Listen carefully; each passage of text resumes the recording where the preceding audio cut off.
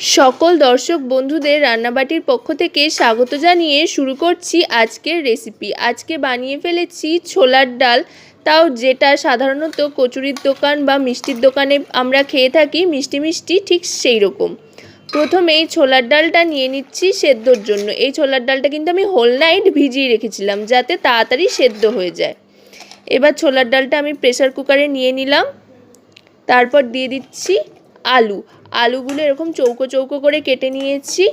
এই আলুটা কিন্তু মিষ্টির দোকানে কিংবা কচুরির দোকানে ছোলার ডালের সাথে থাকে, যেটা খেতে কিন্তু খুব টেস্টি হয়। এবার দিয়ে দিলাম বেশ কয়েকটা কাঁচা লঙ্কা। তারপরে দিয়ে দিচ্ছি পরিমাণ মতো জল। এবার এটাকে সেদ্ধর জন্য ছেড়ে দেব। এই মুখটা আটকে দিলাম। দুটো থেকে চারটে সিটিতেই হয়ে যাবে, যেহেতু আমি সারা রাত ছোলার ডালটা ভিজিয়ে রেখেছিলাম সেই জন্য। দেখুন ছোলার ডালগুলো কিন্তু সেদ্ধ হয়ে গিয়েছে। এবার কড়াইতে সাদা তেল গরম করে তাতে ফোড়নে দিয়ে দিয়েছি তেজপাতা, শুকনো লঙ্কা আর সাদা জিরে। ফোড়নটা একটু ভালো করে ভাজা ভাজা হয়ে যাওয়ার পর এবার এর মধ্যে দিয়ে দেব খানিকটা হিং। হিঙের গন্ধটা কিন্তু এই ধরনের নিরামিষি ডালের সাথে, বিশেষ করে কচুরির সাথে যে ডালগুলো আমরা খাই তার সাথে খুব ভালো যায়। এবার দিয়ে দিলাম টমেটোর টুকরো।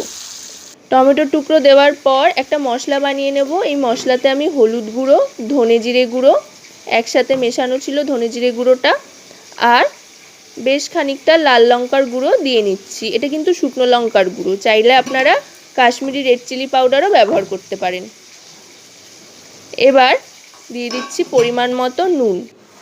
সবটা জল দিয়ে একটু ভালো করে মিশিয়ে নিয়ে দিয়ে দেব।